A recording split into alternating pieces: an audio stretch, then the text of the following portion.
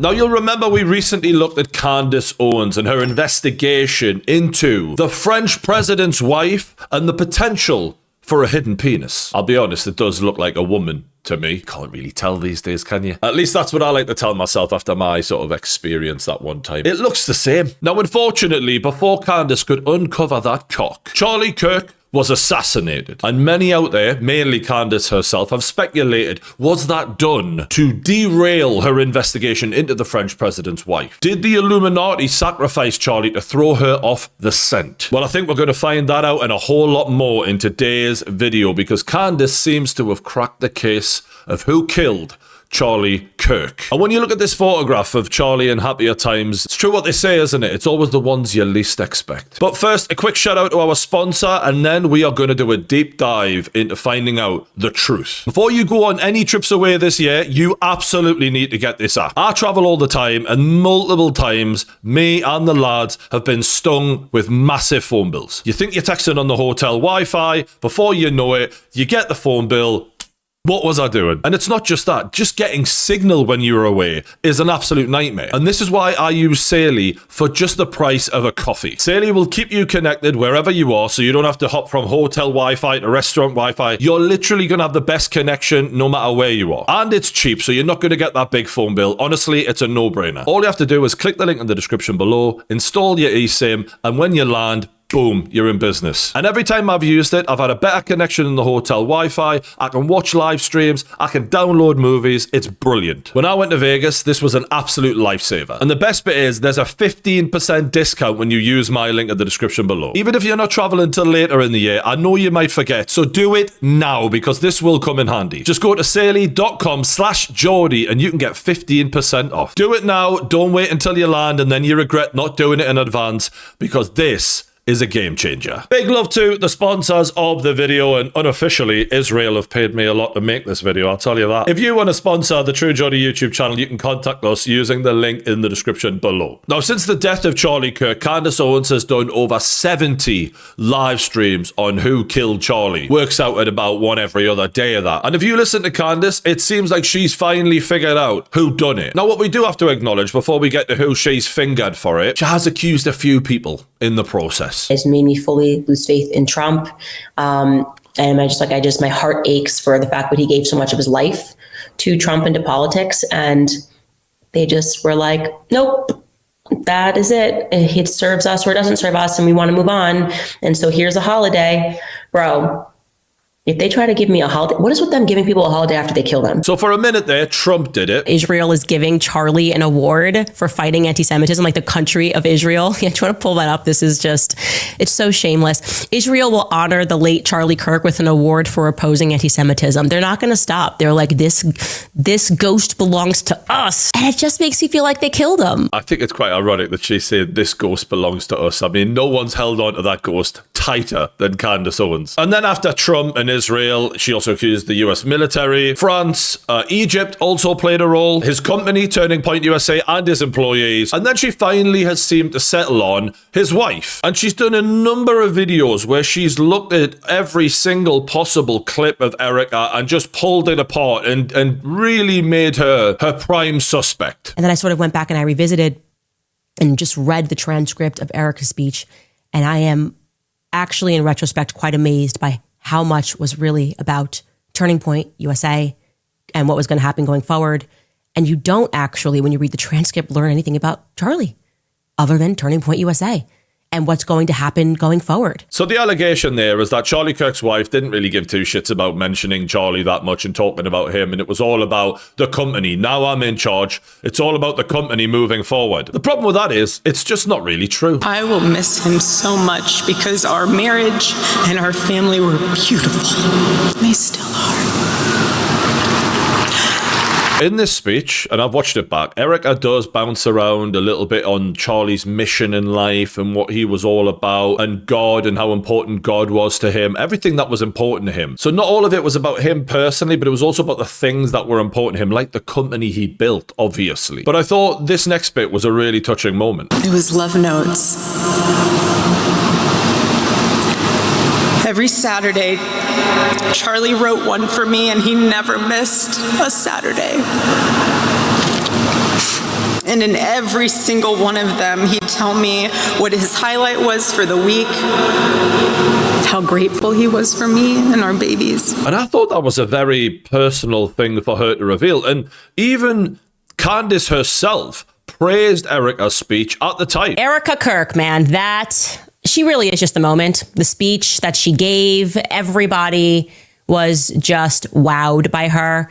I felt my energy personally, like last night going into that, I was effectively like soaring in the air above the convention center, like a dragon above, waiting for Erica to just be like, fire. And I was just going to come down and swoop in out of nowhere.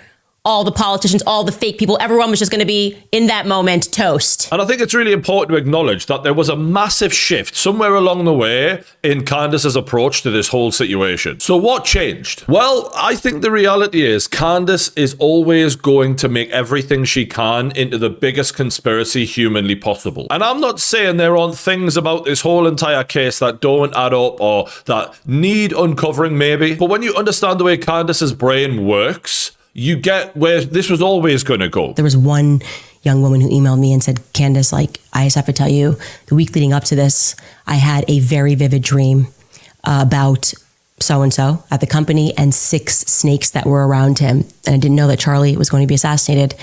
And this person recounted their dream in detail. And there was many people who dreamed, for whatever reason, the number 6 was in their dreams in terms of the weapon, whatever it was 6 that was appearing.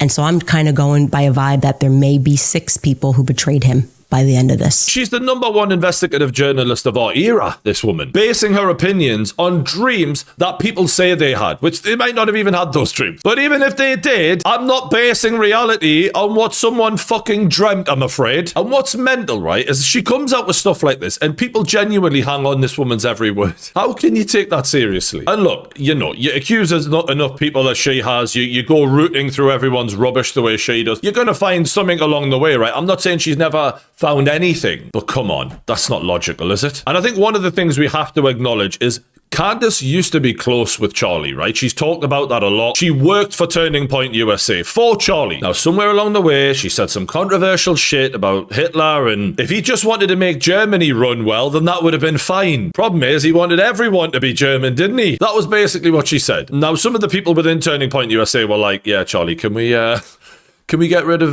this one over here? Because I don't think she's really representative of what we stand for. So they ended up giving Candace the boot. And you can imagine Candace probably wasn't thrilled about that. And along the way, she unfollowed Charlie on social media, which I think says a lot considering how close they were at one point. But she was very careful not to publicly go at Charlie because she's not stupid. I mean, she is sometimes. But she knew Charlie was the prince of the conservative movement, and in the long term, it wasn't going to benefit her to go at him. And I also think that there was some feelings there, if I'm honest. Charlie Kirk never lets me drive, so This is maybe he's correct. sexist. He never This lets is me very drive, correct. and he's a horrible driver on top of it. Hold on, I'm very, very good. Zero car He accidents. never lets me drive. I'm very benevolent, okay? This is my argument.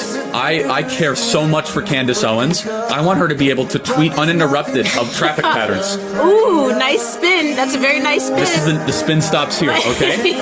And I will say, without a shadow of a doubt, every time, it's not even a question. I just go right into the driver's He seat. doesn't even ask me. It's I'm not like, e- Charlie, I could drive. He's like, no. You're a woman. I think it's very obvious that she liked him. I mean, look at her husband. No offense, I'm not having a go. He's just a generic white guy. She comes up to his eyes, you know. Look at the difference. Charlie bloody dwarfs her, makes her feel tiny. Should have loved that. But let's be honest, there was chemistry. She was giggling her head off. He was the next king of the Conservatives. She would have loved being the first lady to him. I don't think it's a stretch to say that she liked him. Now, unfortunately for Candace, we all know now, Erica showed up, got married to Charlie, and that was that. But I do wonder if the unrequited love that Candace might have had for Charlie is now why she's coming out with things about Charlie's dating past before he even met Erica. This text message is one of my favorite text messages between me and Charlie when he was getting ready to go on a date. And, you know, he didn't date many people. And he was just kind of in love with this girl. Bit weird to say that, isn't it? You know, he's got a grieving widow here and he's just been murdered and you're saying he loved another woman. You already know that's inappropriate and it's not going to make his widow feel great, and you're just blurting it out. You don't give a fuck. Because you want to hurt her feelings. Maybe because your feelings were hurt when he chose her. Just an idea. And he was asking me, should I wear this? And this is the text message. It's so sweet. He said, do I have to change this shirt? And I wrote back, yes. And throw it away if you can. Revealing the old text messages thing, by the way, it's just in bad taste. And she's done this every week. Tune into the next episode of Candace, where we will be reading more of Dead Charlie's old text messages. It's fucking weird, man. Especially when I've got a missus there who's graving me and you're bringing up old flames. Fucking hell. But I do think along the way, Candace has experienced a level of hurt and pain. Clearly from losing her place at Turning Point USA, but also potentially from losing out on Charlie. And when you push that down and suppress it, one day it might come out. And I think it might be coming out right now, which might be why she feels like such a victim after Erica has been given Charlie's spot at Turning Point USA. My understanding in looking at this is that this is it. They're gonna force Erica on us. Like I said, this is the Kamala thing. There's absolutely nothing we can do about it. We just got our hands up. We are literally victims here. They have the money, they have the power, and we're gonna shut up and we're gonna take it. Why would you feel like a victim in a man's company being basically left to his wife? Why would that make you a victim? We're victims here. We're victims here. Who's a victim? It's the most normal thing in the world for a dude who built a company basically with his bare hands at this point. Blood, sweat, and tears. Literally died promoting that company. Why wouldn't he want to leave that to the person he knew and trusted more than anyone else in the world? And why should you feel any kind of way about it? It doesn't involve you. You don't work there anymore. You're not involved. Why is this bothering you so much? And the use of the word victim, I think, is such a clue into how she truly feels about the whole situation and what could have been if Candace had been the one kept at Turning Point, if Candace had been his woman. Would she have been given the company? Maybe in the back of her mind, that's what she's thinking. You're gonna have to prove that you have the ability to be a CEO and a chairman and not just a wife who we expect emotion from. And you're rightful in that capacity. You are rightful to have emotion. You are rightful to be the aggrieved widow, but you don't get to just be widowed into the position of chairman and CEO. I think she does, though, because that's literally what happened. And there's nothing you can do about it. So why are you trying to pile pressure on this woman who's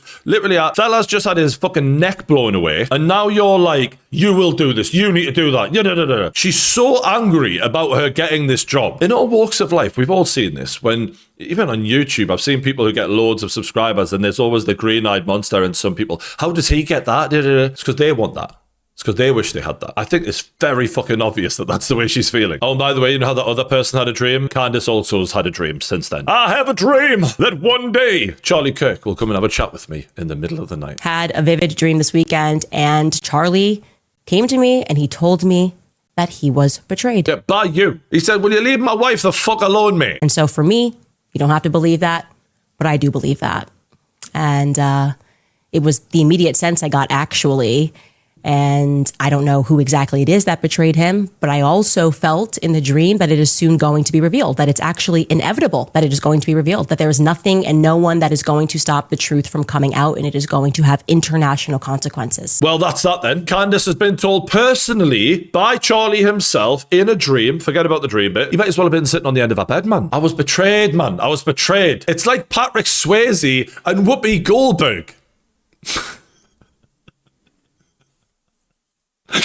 Oh god, I really hope someone does an AI thing of her like as Whoopi Goldberg like doing the seance and the truth's going to be revealed. You wonder who's going to reveal the truth? Well, of course it's Candace Owens. But I'm starting to think that the assassination of Charlie Kirk was something akin to a regicide, right? The assassination of a king to install a new ruler who the king would have never approved of.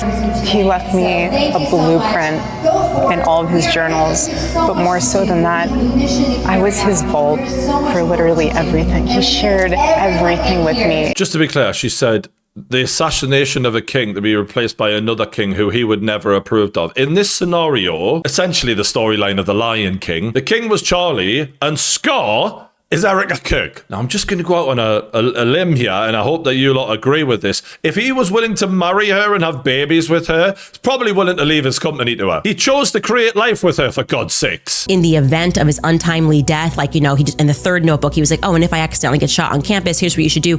Call Erica, and then after you call Erica, come find this notebook. And in this notebook, you'll see that I am using adjectives like fantastic and heroic. It is very normal for people to write things down about what they want to be done in the event event of their death. She's trying to jazz it up as if like he left a treasure map to this notebook. No. Just by his bedside, probably. There's nothing far-fetched about a man leaving a company to his wife who has his children. The person he knows more than anyone else in this world. The person he spent more time with than anyone else in this world. That's not weird. And don't get me wrong, people say a lot of things about Erica and how weird she can be on camera, and I get that, we'll get into it, but this isn't weird. Candace being so wound up by it when she's not involved in this in any way, that's the weird thing. But wait, Charlie, wasn't he like a boy genius? He's a pretty bright kid. Wouldn't he have maybe formalize that succession plan outside of like a diary? Maybe call one of his many lawyers? Maybe formalize it in a will, because that's what you're supposed to do if you are thinking about dying and you need to make a plan. You make a will. Charlie was in his 30s. Many people in their 30s haven't yet got round to making a will. What she's accusing them of is having Charlie killed, forging his wishes, and making it so that Erica inherits the spot at the company. It's so crazy. Right? She was his wife, man. She even intentionally used phrases like "my Charlie" in her initial speech, which was written in large part by Blake Neff, by the way, I'm told.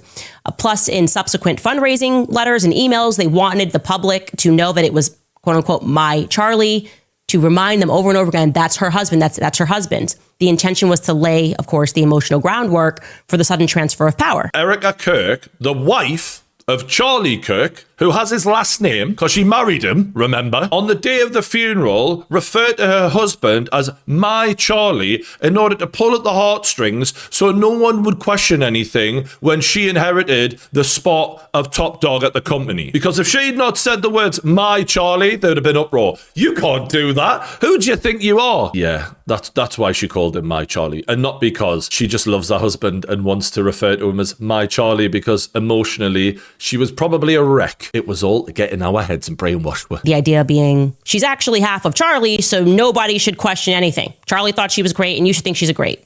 Nobody should be thinking or asking a question whether or not she's qualified to be the CEO and chairman. This is amazing, this. Just how bothered she is. And you can tell when she's talking like this, it's more annoyance that she got the job and she got that position of power, something Candace would love to have, than it is about the allegations that Erica was involved in his murder. She's like, that's not really what's pissing her off here. It's the power that Erica has now got. Because if Candace had stayed at Turning Point USA, would she have been the person who got that role? In her opinion, probably. And you've got to wonder how Candace's husband's handling the fact that she's obsessing this much over a fella who's been dead now for a few months. He's just being cooked from beyond the grave at this point. And after hovering around like what happened and alluding to he was betrayed, Erica just came out and said his mates murdered him. The decision was made to murder Charlie Kirk, a decision that very clearly had to be approved by Charlie's friends. I find it amazing that she could just come out and say that with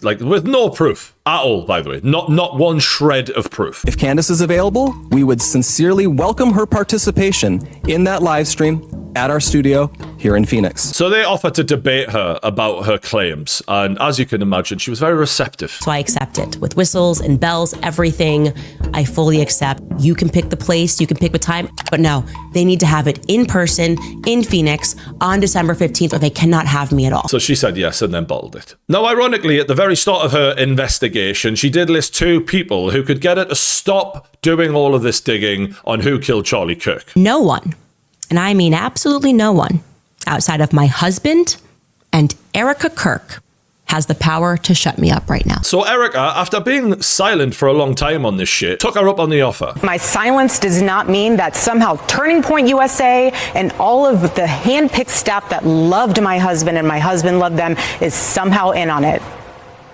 We are busy building. And you know what I thought? I thought these people are human. We are all grieving in our own way. And they are trying to find the answer to something that happened that was so evil. They are trying so hard, and I get that. We're doing the same. Anytime we hear a lead or anytime we hear anything, we send it to the authorities. So Erica clearly starts by acknowledging, like, I'm trying to do the same thing you are. I'm not trying to hide anything or not acknowledge anything, but I'm also just been appointed to run a fucking company and I've got kids to look after. I think Erica made it really clear there that, like, just because I'm not acknowledging the crap that people are coming out with doesn't mean I'm covering something up or I'm not also giving every piece of information I've got to the authorities, which I think is one of the ways Candace likes to point the finger finger. If you're not acknowledging her, then you're covering it up. But just know that your words are very powerful, and we are human. My team are not machines and they're not robots. They are human. We have more death threats on our team and our side than I have ever seen. I have kidnapping threats. You name it, we have it. And my poor team is exhausted. And every time they bring this back up, what are we supposed to do? Relive that trauma all over again? They watched my husband get murdered. I have no idea how I would have reacted if I was there that day. And thank the good Lord that I did not have to see that happen. But my team, they are rocked to the core.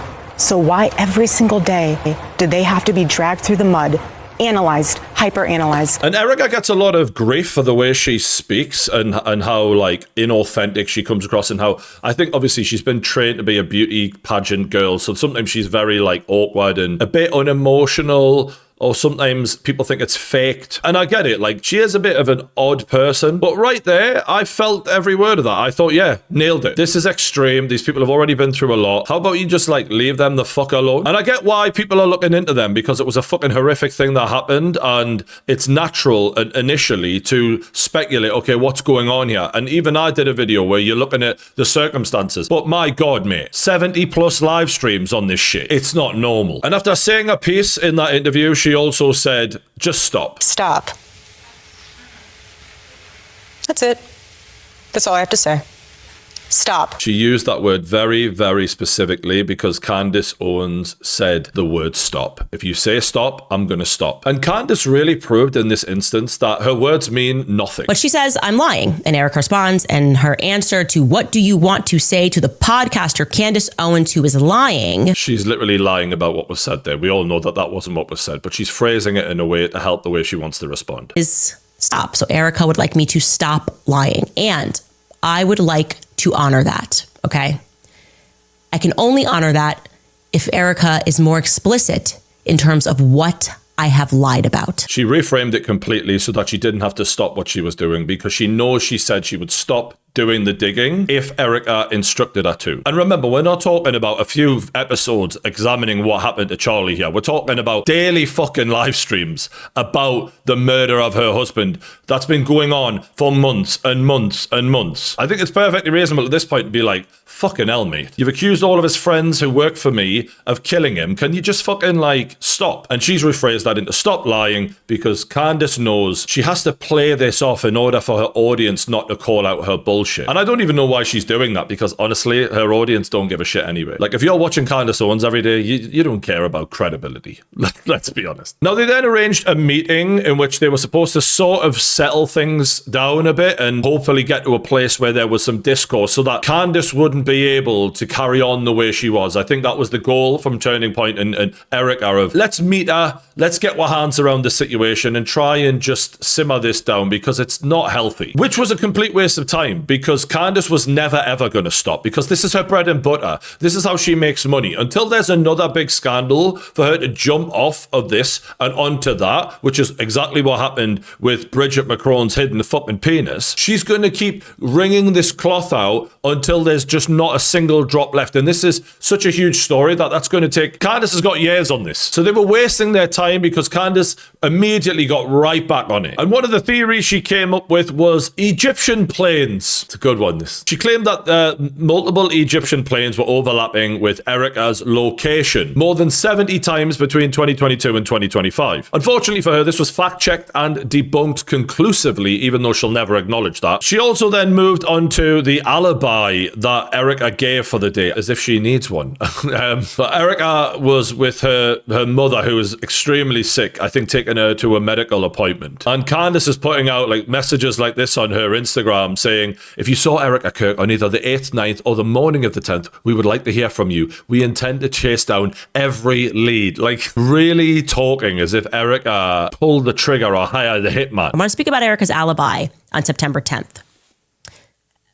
And I'm going to put it out there that I do not believe it. I do not believe we are being told the truth. Why not? Regarding her alibi. Why? I have, at least I can say, I guess the best way to say it is, I now officially have some serious questions. Now, given the fact that Erica was supposedly with her mother on the day of Charlie's murder, and she happened to post pictures on her Instagram, I think, of her and her mother showing how ill her mother is, that just triggered Candace. We have been intentionally given that story so that nobody could possibly touch it. Like that post there, to me, feels a little bit manipulative. I can't explain it. It's not her usual posting. I was just about to go down a road where I basically said to everyone, her mother's not really ill, it's a lie. But now you've posted this on Instagram. You've emotionally manipulated me into not being able to accuse you of it because you've showed the proof. Emotional manipulation. Or she just wants to post a picture of her mother. It's either or. And if you thought that was going to dissuade Candace from stooping even lower to try and make Erica look as guilty as humanly possible, she has gotten recorded calls that Erica made to the Turning Point USA team to react to. Had private conversations with him. I want you all to hold on to those. And I want you all to remember those so deeply. I want you to journal about them. I want you to be able to tell your kids about them.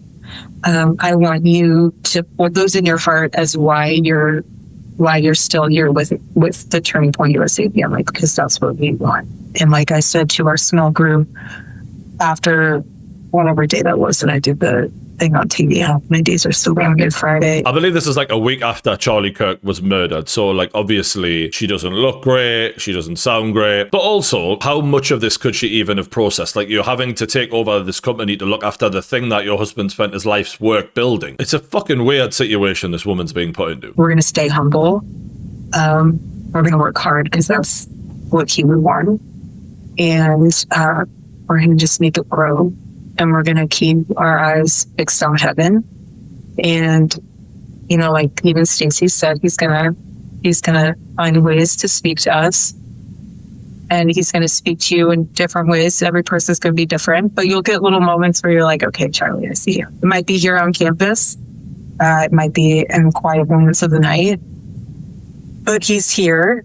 And he's more alive than ever, and he's going to guide us. Now, I want to speak about this because a lot of people have accused her of saying some weird shit in the aftermath, and like, remember how fresh his death was at this point. I've spoken at funerals before when I've been heartbroken, and I've had that sort of semi-delusional shit come out of my mouth before, of they're going to find ways to talk to her. So you say things when you're like really not processing the fact that this is a goodbye forever. Your mind can't possibly process it at that point. And you find yourself sometimes smiling when thinking about these people because the deep reality, the dark pain that is coming hasn't hit you yet fully. It can take literally years to really understand what the fuck is happened. So when people are saying, I can't believe it, she doesn't look like this, she doesn't look like that, and I know that everyone grieves differently has been banded about, and Candace loves to shoot that down. But we're not talking about a normal death here. When people compare like grief to grief, we're talking about someone who watched her husband get shot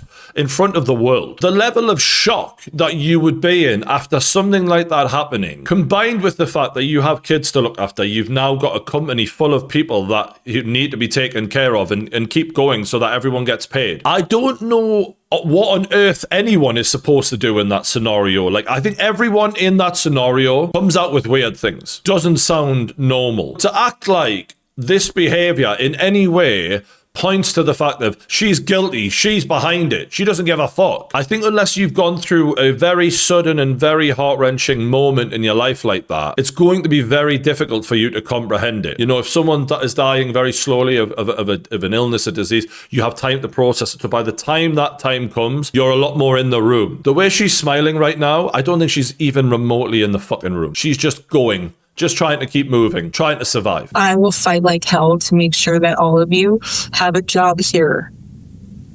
I don't want anyone to think their job's in jeopardy because you're family. I think the reason she's crying is because she knows how important this all was to Charlie. And that's what's making her emotional, is she's now connecting with him in understanding what he had to worry about. I think Charlie's just... I'm trying not to say that he would be... He's obviously celebrating in heaven. amongst many things, but he's so proud of all of you. See, this is what I'm on about. The smiling and Charlie's in heaven and all of that. Obviously, she's a very religious woman, but the smiles, and she's not fucking begun to process this shit. It's barely even touched her yet. So for anyone to be judging this is a bit mental to me. I've seen loads of people come out with the most crazy things when they've lost someone and they can't bear to feel that reality. And the difference between them and Erica Kirk is she's having to do it all in front of the cameras because her husband, essentially, one of the things was, it was a media company. It was all in front of cameras. And for her to be the Charlie as moving forward, even though she knows she'll never be him, she does have to get in front of camera a bit. It's just, I feel so blessed and honored. So that sounds mental. Your husband's been murdered a week ago. I'm serious. I've seen people who've gone through horrendous things come out with stuff like that because their mind, an airbag has gone off in there. So they can't feel anything yet properly. It comes in waves. It's still yet to even hit them. And you come out with stuff that isn't really reflective of reality. And sometimes you're smiling. And I've seen it before. And that's in deaths that weren't anywhere near as bad as seeing what happened to Charlie Kirk. Blessed and honored. That is crazy work as adjectives. I don't know. That's crazy work. That is like, I couldn't, blessed and honored to be the CEO. She brings it immediately to the CEO thing because that's what it's all about for her, remember? The job. I didn't get that. You got that. You've got that power now and I'm angry at you for having that power. When she's saying blessed and honored, she's meaning blessed to be continuing Charlie's journey. And again, she's not in her right mind. Yes, it's crazy work. It is crazy work. Her husband got his fucking neck blown off 7 days before she made this call. That's as close to crazy as a sane person will ever get. Your reality has just been shattered. The person you thought you were going to spend the rest of your fucking life with got killed in front of the world. And your mind is not able to process it, but you understand right now I have to do this. And she's trying to, not even trying, she's unconsciously protecting herself from it with that mental airbag, and she's coming out with gobbledygook, crazy talk, because she's barely in the fucking room, man. And I'll tell you now, for everyone judging her, imagine that person that you want to spend the rest of your life with was taken away from you in the most brutal way, and 7 days later, you're given a call like that, and you're expected to fucking make sense. You've seen the state of her. The fact that she's even on the call is a testament to the strength that she's shown for Charlie. And the fact that she's given her a kicking at that lowest moment because she's taken on a role that her husband wanted her to take on, by his own words. It's so fucking dark. It is the darkest. It's the most dark shit I've fucking seen online, I think. But hearing her sound like she's about to cry when she discusses specifically them keeping their jobs, not Charlie, but Charlie having been assassinated in front of the world, but the prospect of their employment, we do not have to imagine if she meant that sincerely, because she didn't. She did not mean that sincerely. I mean, she's saying that because she got emotional when she spoke about the employees keeping their jobs, and not when she talked about Charlie dying, that means something. She's supposed to cry on command every time she mentions Charlie. Like, her brain is all over the place. There'll be different feelings and thoughts that she's connecting with Charlie. Like, it's not like the movies. Grief is not like the movies. You could be absolutely like not crying at all, and a song will come on that reminds you of that person, and you're fucking gone. Or a thought or a feeling that you have about him and how much his employees meant to him, or whatever, could be the way she connected in that single second. There is no like formula for this. It's mad the way she picks people apart, and it's mad that people listen to this and agree with her. Now, obviously, the pressure that was cranking up on Erica because Candace is pointing the finger and saying, "See, this isn't normal. This isn't normal. This, and this." Erica publicly said, "You know what? If you think," she didn't actually say, "If you think I killed him," but she said, "Let's have the trial for the guy that allegedly killed Charlie Kirk. Let's do it publicly on TV so that everyone can see everything. Total transparency, nothing to hide." Which fucks Candace, because if that's hidden, then she could carry on and spiral with all these conspiracy theories for another fucking year. If everyone gets to watch it and understands that the evidence is absolutely clear, and I'm not saying it is, but let's say it is, then it just takes away her ability to keep running with this. And Erica is playing an ace card by demanding that, because she's showing where her priorities are. I'm not hiding anything. I want there to always be full transparency, because what I don't want to have happen is for there not to be, and then I am relying then on social media and other news outlets to explain the narrative, rather than saying, hey, this is what happened. This is what here's all of the, it's just as hard, all of the facts on the table for you guys to see. And you guys can see on full display what happened to my husband. And there is no ifs, ands, or buts or confusion as to who did it and why. I don't believe her at all. That wasn't convincing. I don't know what was hard about getting that sentence out. That seems remarkably rehearsed. It almost just seems like she forgot a line. Nothing in her eyes there makes you believe it. She's telling the truth, but... And this is the thing with Candice. Of course you can't believe her. Your whole thing is not believing her because that's how you keep everyone watching you every fucking day. If you said, actually, I believe her, I think she is telling the truth, looks like this is an open and shut case, your little series ends there. You have to not believe her. And I actually found a great clip that really sums up the way Candice has to do this whole thing of constantly criticizing Erica, of her being at one point too emotional, and then at another point, not emotional enough. And you're making hundreds and thousands of dollars every single episode going after the people that I love because somehow they're in on this. No. This is why there are many people who do not believe that women are equipped to lead companies, because what you are watching here is an unbelievably emotional response that is absent of any logic. I mean, you're accusing the people who work for Charlie of his murder. It is sort of an emotionally charged topic. Her husband died, you know. But I take your point. She's just too damn emotional. Too emotional. We are moving forward, Turning Point USA 2.0 with Charlie in our hearts, and that's what he would want. We know everybody grieves differently. In my imagination, I just thought she would be more upset. She's just not emotional enough. Do you know what I mean? She's like a robot, this one. She gave us emotion. She said, I'm a mother, I am a wife, and we never asked about whether she was a mother or wife. We want to know if she's a CEO and a chairman. And a CEO and a chairman has to compartmentalize. Compartmentalize. Just to be clear, that's what she said. She says a lot of words wrong. Full steam ahead, you guys. Charlie would want us to get back to work, and that's what we're doing. Well, now you're going to have to prove that you have the ability to be a CEO and a chairman and not just a wife. So on the one clip, she's saying we have to get back to work. That's what Charlie would want. And then she's like, can't believe she's saying this. And then on the other one, she's like, well, you're just not proving you're a CEO. You know, how are you going to lead? You're a wife. What that clip perfectly displays is that Candice Owens isn't here to criticize Erica for doing this wrong or that wrong. It doesn't matter what she does, man. She is the enemy, and I'll find anything and everything I can to lay at her door. And I think it really does go back to what I said at the very start of, it's the fact that you got the man, got the power, got the role. Why you? It's personal. This isn't about the what's been said, what's happened. It's not about any of that. It's opportunity has presented itself, and Candice is not going to let this go. I'm going to try and destroy you because I always wanted to.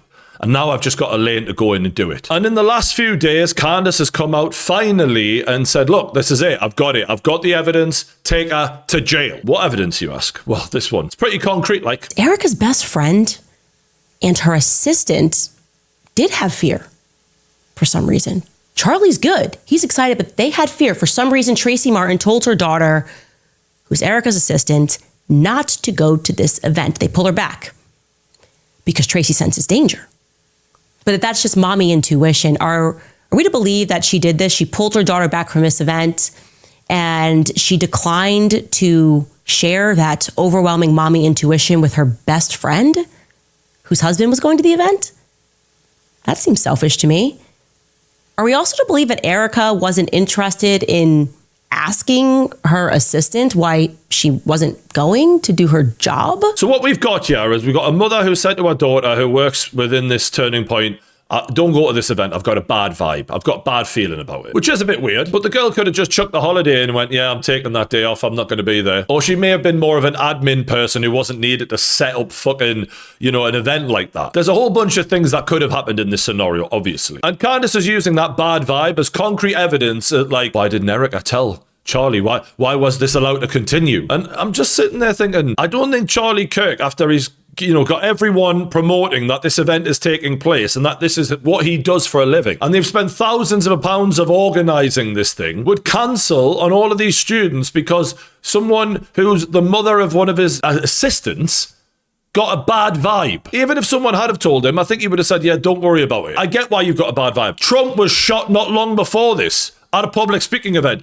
That shit happens. Charlie spoke at length about how many death threats he got. But to suggest that this proves some sort of conspiracy on Erica's part, well, it's absolutely mental, isn't it? They believe we're idiots. Erica should be dragged into a police precinct. Tracy Martin should be dragged into a police precinct. Her daughter should be made to sit and answer basic questions about this intuition. Messages should be shared, shown. Everyone should figure out how this happened.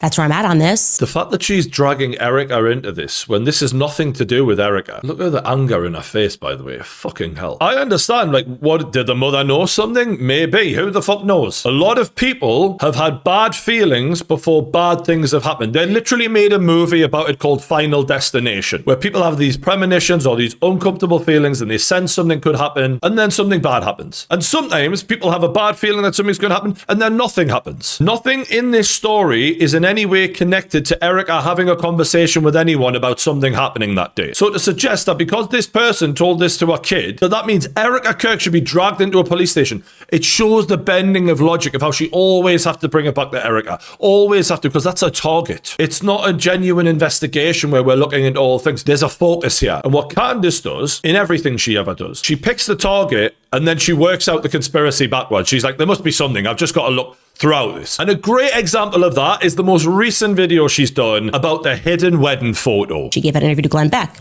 And during that interview, she was playing the part, as you are about to see, of this is my first time back in his office. And she keeps looking down and she says, sorry, I'm looking down. I'm just looking at all of these things that Charlie left over on his desk. The obvious insinuation to the public being that she had not yet traversed into that space. She had not gone through the things. She had not seen the last things that he wrote on the notepad. And yet, curiously, that wedding photo is missing. I'm actually sitting in his office. This is his home office, and I have not been in here for a very long time. Did you catch the difference? Candace Owens said that this was the first time she'd been in the office since the passing of her man. That's not what she said. She said, I haven't been in here for a very long time. And the reason Candace needed it to change in your mind is that her theory relies on it, which means she's happy to lie about what Erica said in order for it to make it work with her theory. And if you know that, you know Candace Owens. You've got to figure it out. Now, as you can see above Erica's head here, there's a space here that used to have a wedding photo. Now, why was that wedding photo moved? Well, Candace has got a hell of a theory behind it. The internet's immediate reaction, they said, Erica removed it. Why would she remove it? Erica is evil. Why would she do this thing? But I would like to push back on that notion. I do not accept that option at all. I definitively do not believe that is what happened, because that would be the exact opposite of the very intentional PR messaging that has come out of Turning Point USA since Charlie died. At every waking moment, even when Charlie was lying in his casket, they were ever intentional. They wanted the public to recognize that Erica was Charlie's husband. She meant Erica was Charlie's wife. And we didn't need any of the imagery, by the way, because he was her husband. One other option, and that option would be that Charlie himself moved the frame. And he would have had to do this on the 9th, the day before his assassination. She's bringing up the 9th because he did a little live show before he left, and the picture was in place on that show. What would have happened thereafter is Erica simply didn't realize it. It's actually, if you think about it, a rather minor detail, and they certainly would have been completely consumed with everything that was going on. They would not have been focusing. We get the point. So why did Charlie move the wedding photo, I hear you ask? Because Erica and Charlie had a huge fight the night before he was murdered. At least that's what Candace thinks. That night, he was so excited. I mean, he just was like, I can't wait. It's going to be the best. And he got up around 2:45, 3-ish to go into the kitchen to grab a snack. And our daughter had woke up around that same time. We live in a small space, so you can kind of hear when everyone's kind of shuffling around. And so she came to our room, and she stayed in our bed. And he always loved when Gigi slept in our bed because she's, little ones, they like curl up inside of you and like they're just nuzzled in. But you also know that it can be very acrobatic when a 3-year-old is in your bed and somehow their feet end up on your face. So I said, I want you to have a good night's sleep. Go ahead and sleep in her room. That's supposed to be a clue, that footprint. Ignore her. I just want you to get a good night's sleep so you can be amazing tomorrow. And so Gigi and I stayed in our room, and that morning he woke up super early and he came into our bedroom, into the bathroom, because that's where his wedding ring was and his necklace. And he came in and he grabbed that, and then he left. So the kid was keeping him awake at night, as happens with many parents. So the mum went, let me look after the baby. You go and sleep in their bed because you need your rest because you got a big day at work tomorrow. And he goes and gets his necklace and his wedding ring from the bathroom, which he would have taken off before he went to sleep, I'm assuming. Some men do that. And then he's off to work. That's not how Candace sees it. Charlie woke up for a snack at 2:45 in the morning. And apparently he was so loud, the apartment's small, and maybe it was his excitement. He's like, yeah, you, yeah, I'm so excited. Who knows? Okay, we're not clear on that. But the implication is that's what woke up her 3-year-old daughter. She never said that at all, in any way. They just happened to wake up at a similar time, which can often happen when parents have kids. That's not when toddlers at the age of 3 wake up, okay? These are sleep-trained toddlers. Sleep-trained toddlers? What the fuck are you on about? Maybe with you and your fucking nannies, love. Kids wake up at every hour of the fucking night, man. Shut up. Gigi wakes up at 2:45, 3-year-old kid. Who should be in the REM stage of sleep. It's the way she reads into everything that she just can't bear to be true. So she has to say anything and everything to act like this can't be true. How could a 3-year-old wake up in the middle of the night? That never happens. The resolution to this sort of pre-dawn fracas is that Gigi is going to sleep in Charlie's bed, and because she wanted him to be amazing and rested. Well, first off, you said it's 2:45, 3 a.m. I think, I feel like the train has already left the station in terms of being rested. I want to remind you guys, Charlie is then he has a flight scheduled to leave at 6:30 a.m. So if you're up at 3, we can already say goodbye to the idea of feeling amazing for the next day's flight, which is at 6:30 a.m. And if you were really able to power down that quickly and power back up, you probably want to do that in your own bed. This is unbelievable. The idea that, I've not had enough sleep, so why even bother sleeping for another couple of hours? Like, of course you would want to get a couple of more hours sleep, love. And if the baby wants to be in your bed, they take priority a lot of the time in families.